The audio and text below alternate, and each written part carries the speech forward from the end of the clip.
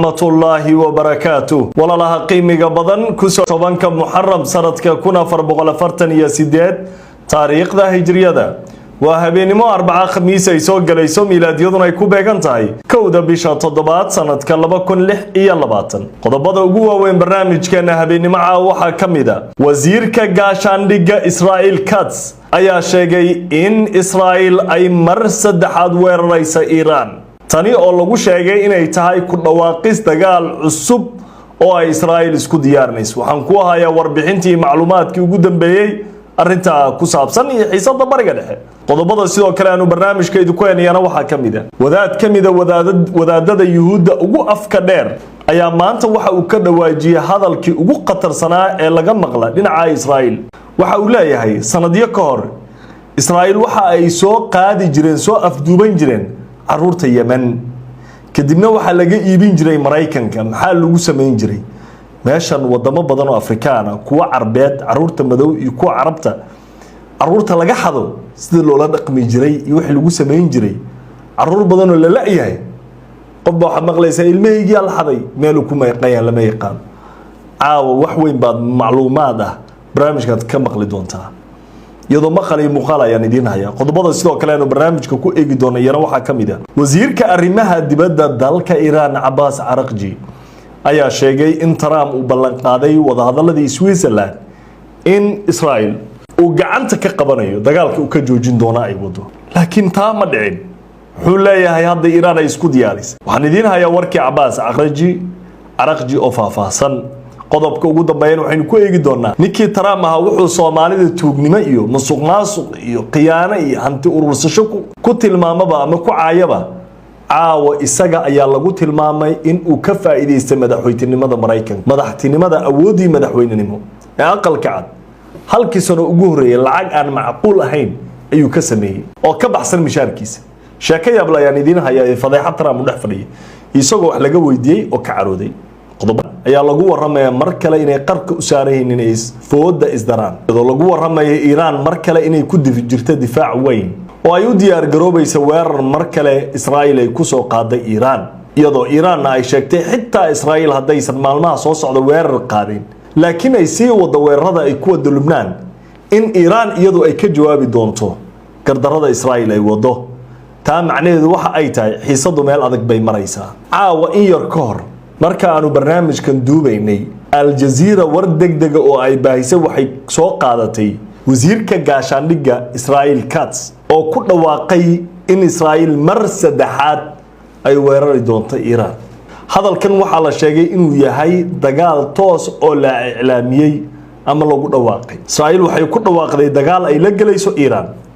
Iran waxay mar kale sheegtay dagaal walbo Israel ka yimaado in uu gobolka saameyn doono. waxay leedahay Israel waxay la kulmi doontaa cawaaqib aad u daran iyo midaysan ka kaban doonin oo waqti ay ku qaadan doonto. shalay ayay ahayd xalay markii uu ra'iisul wasaarihii hore Israel Naftali Bennett oo hadda ah musharax ra'iisul wasaarenimo Israel uu sheegay dagaalka daba dheeraanaya Israel ay ku jirto Lubnaan, Iran iyo midka Gaza intaba inuu qatar ku yahay Israel.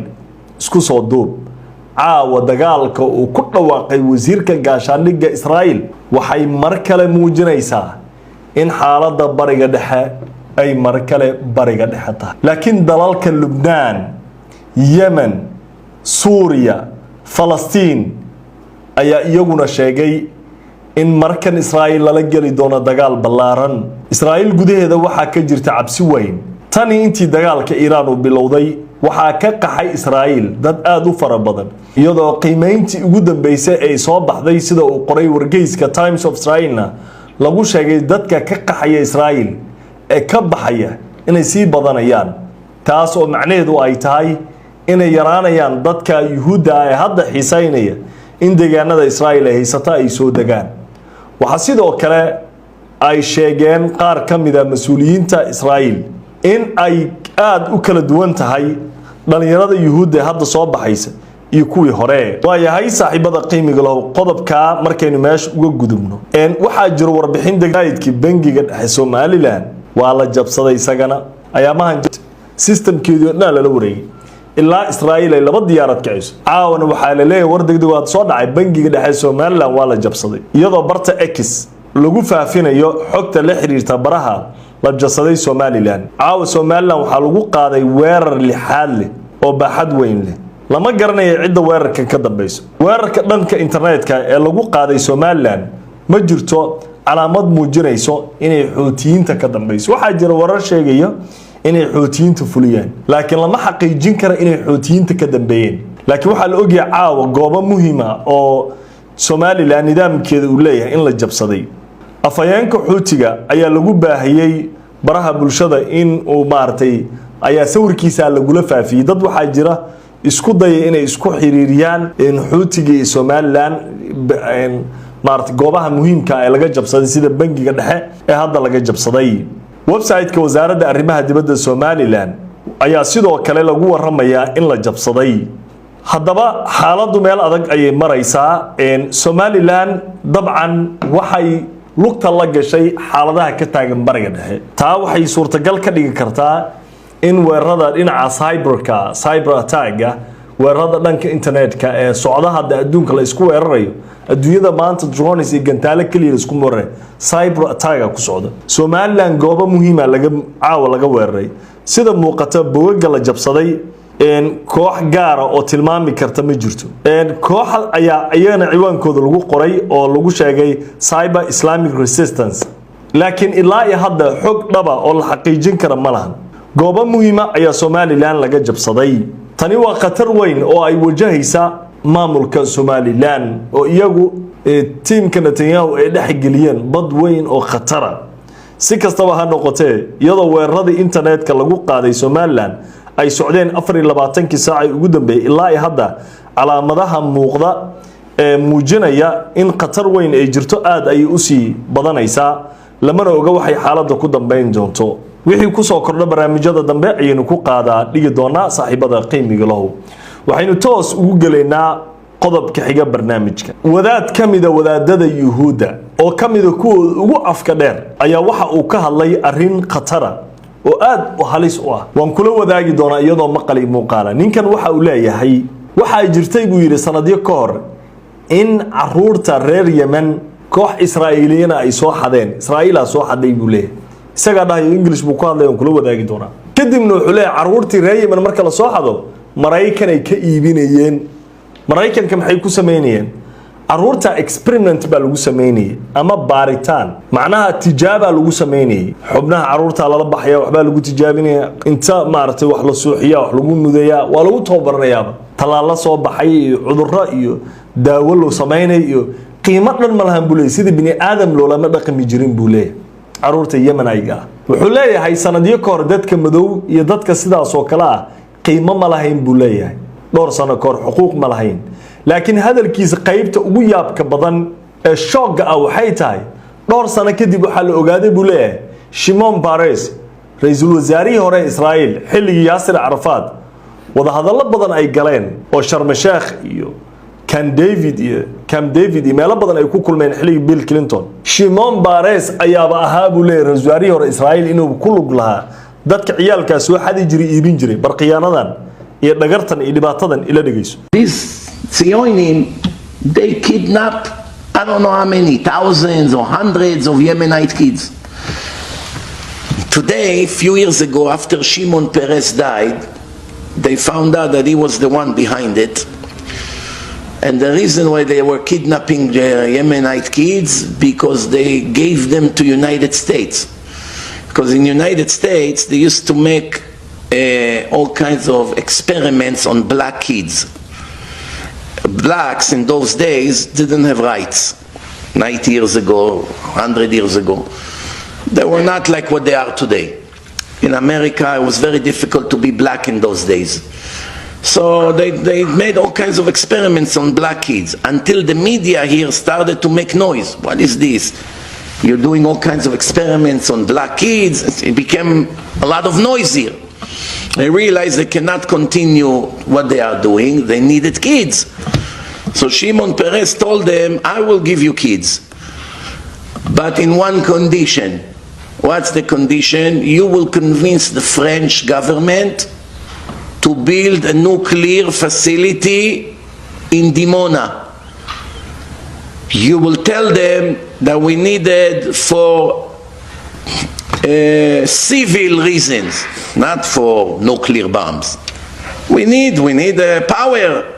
ninkan waa nin yaab leh wuxuu leeyahay xaqiya ilaahay afkiis ka keenay wuxuu leeyahay Shimon Peres baa markii dambe caruurtii waayeen Mareykanka oo miirihii ay ku buuqeen Shimon Peres Francisco u tagay iyo Mareykankii wuxuu ka dhaadhicay wuxuu dhaanaa idin si ana ilmi idinkeena idin soo xaday idinka waxa sameeyay nuclear noo sameeyay waxaana dhahdaan qaab civil u rabnaa qaab rayida korontii waxaan ka dhalinayna dhaha nuclear bama u rabnaa hadina ana waa qaabka nuclear ka Israa'iil ee korshida u leeyahay bini aadamka laga macaasho u leeyahay ninkan la soco waa kuwooda ugu afka dheer aadna runtii loo soo xigto maanta yaabkaas warbaahinta ka taagan meelo badan oo adduunyada Soomaaliya ay ka mid tahay caruur badan laga xaday cid ka wareysana malaha experiment iyo tijaabo lagu sameeyay ilmaha waayahay saaxiibada qiimiga loo qodobka xiga barnaamijka wasiirka arrimaha dibadda dalka Iran Abbas Araghchi ayaa sheegay in Trump uu ballan u qaaday uu oofin la yahay waxa uu Abbas Araghchi sheegay in madaxweyne Trump shirkii Switzerland wada hadaladii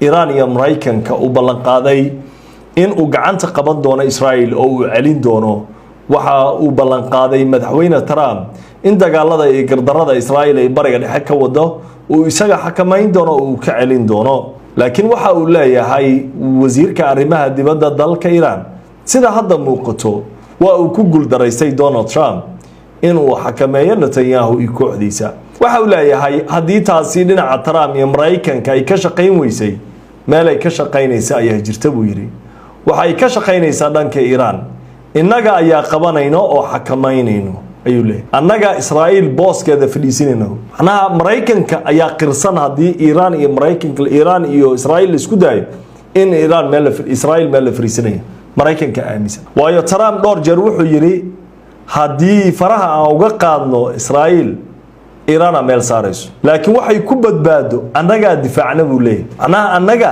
ayaa difaacna oo ka celino dhaqaalaheeni awoodeeni wuu ku abaal sheegtay wuu ku mana sheegtay ilaa Israa'iil ay xanaaqaan Trump ninka badan ma hadda marka wasiirka arrimaha dibadda dalka Iran wuxuu leeyahay Iraniyiintu waxay diyaar u yihiin in gardarada iyo duulamada Israa'iil ay ku wado dhulka Carabta gaar ahaan Lebanon iyo Palestine iyo annaga booskeeda fariisinayno xiisada marka waxay maraysaa in wasiirada Iran iyo Israa'iil ay isku hanjabaan xaaladuna ay sii adkaato wixii ku soo kordha barnaamijyada dambe ayaynu ku qaadaa dhigi doonaa saaxiibada qiimiga lahow waayahay qodobkaas markaynu meesha uga gudubno waxaynu toos u galeynaa qodobka xiga barnaamijka ahna qodobka ugu dambeeya barnaamijkeena habeenimo caawa madaxweyne Trump caabti iyo fadeexadii iyo gebgebti Soomaalida la raadinayay isaga caawa dhex fadhiya maanta eedeyn weyn baa soo baxday sida Al Jazeera iyo walbaahinta kale ay tilmaamayaan oo xitaa kuwa Mareykanka ay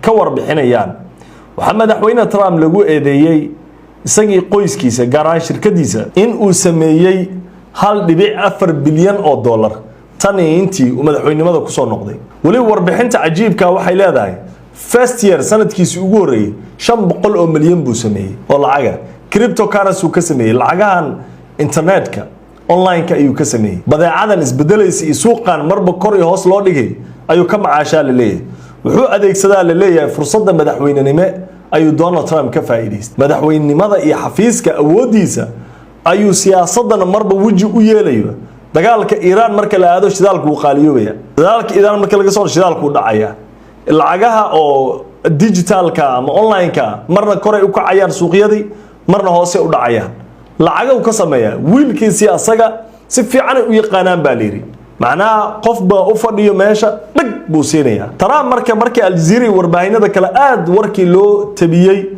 oo suuq u qabsaday eedeyn badan xildhibaanadii dood ay ka bilaabatay arrintan waa dambi marka waxa maanta dhan dooda ahayd Trump ma qiran doona ma inkiri doona muxuu sameyn doona laakiin ninkan dabeecad kuleelkiisa iyo caradiisa nin wararsan waay warbaahintii istaajis waxa lagu yiri Trump 1.4 bilyan baad ka samaysay awoodii madaxtinimo iyo xafiiskaad ka macaashtay you profited waad macaashtay baa leeyahay advantage baad ka qaadatay arrinta ka war maba inkirin wuxuu leeyahay qof kasta ka faa'iido kula waxyaabahan dhaca cid kasta ka faa'iido ila daawbal ninka sidoo u jawaabay ninkan marka Ilhaan iyo Soomaali iyo inay wax dhacaan ku eedeynay isaga hadda lugtiisa ayuu god isku gilay ila daaw. Critics say you're profiting off the presidency. Well, you know why I'm profiting? Because the stock market's going up. Everybody's profiting. If you have a 401k, how's your 401k done? It's about up 85%. Thank you, President Trump. So we're all profiting. I'm profiting because I have a lot of money and a lot of cash, and I give it to institutions. I don't know if they know what they're doing or not, but they buy a vast array of things. Trump, I'm profiting, everyone's profiting. Thank you, President Trump. Thank you, President Trump. Asaga isku camira, wareer ma haystam. I'm profiting, everyone's profiting. Qofal buu macaasho yani waa macaashiya. We are all profiting. I'm giving a lot of cash. I had a lot of money. If I become president. Wuxuu taagay inta madaxweyne noqon lacag badan baan haystay. Qof kastana wuu faa'iideeyaa. Waxaan socdo iyo qof kasta ka faa'iideysanaya.